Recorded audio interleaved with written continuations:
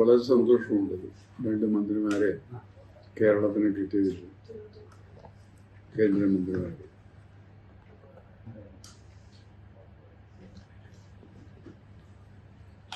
സുരേഷ് ഗോപിക്ക് കിട്ടിയ മന്ത്രിസ്ഥാനം NSSന്റെ ഒരു അംഗീകാരമായിട്ട് കരുതുന്നുണ്ട്.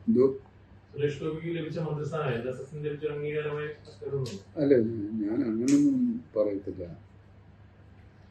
മന്ത്രിസ്ഥാനം രണ്ടെണ്ണം നമ്മുടെ സംസ്ഥാനത്തിന് കിട്ടിയത്, കേരളത്തിന് കിട്ടിയത് സന്തോഷമുണ്ട്.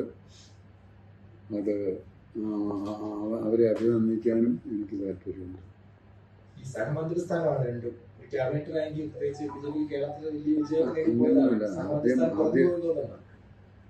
ആദ്യം ഇത് താഴെ കൂടെ അല്ലേ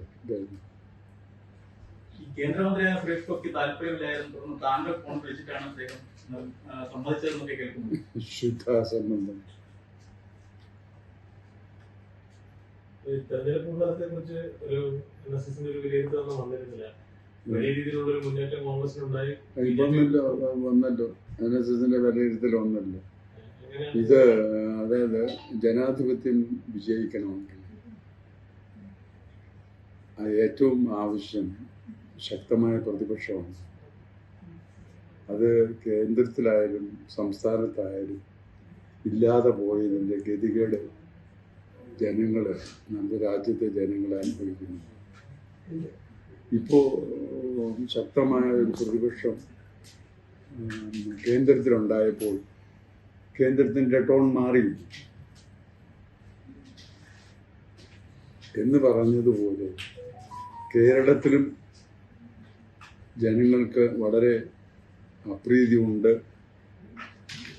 ഇനിയുള്ള കാലമെങ്കിലും അതൊരു പ്രതിപക്ഷത്തെ ഉൾക്കൊണ്ടുകൊണ്ട് ജനാധിപത്യം വിജയിക്കത്തക്ക രീതിയിൽ പ്രതിപക്ഷ ബഹുമാനത്തോടു കൂടിയുള്ള ഒരു ഭരണം അവർക്ക് നടത്തിയാൽ അവർക്ക് നല്ലത് എന്ന് ഞാൻ പറഞ്ഞു. ബിജെപിയുടെ ഏകാധിപത്യം ഞാൻ പറയത്തില്ല. കാരണം അവർക്ക് നല്ല ഭൂരിപക്ഷമുണ്ട്.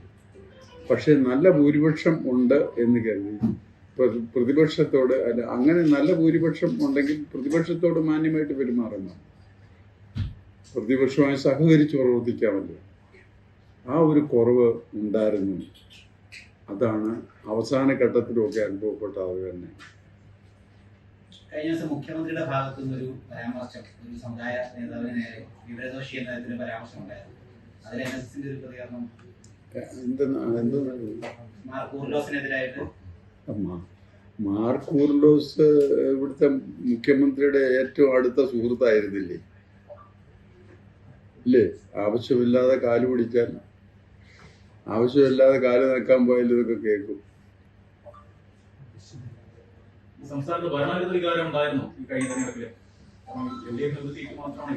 തീർച്ചയായിട്ടും കാണണമല്ലോ.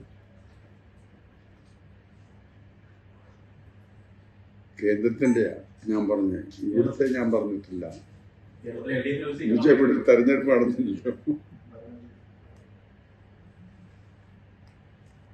പക്ഷെ അവരും കേന്ദ്രത്തിന്റെ അനുഭവം പഠിച്ചുകൊണ്ട് മര്യാദയ്ക്ക് പ്രതിപക്ഷത്ത് കൂടെ കയ്യിലെടുത്തുകൊണ്ട് ജനങ്ങൾക്ക് ഗുണകരമായ പ്രവൃത്തി ഇനിയെങ്കിലും മുന്നോട്ട് ചെയ്തില്ലെങ്കിൽ അവർക്കും ഈ അനുഭവം തന്നെയാണ് ഉണ്ടാകാൻ പോകുന്നത്.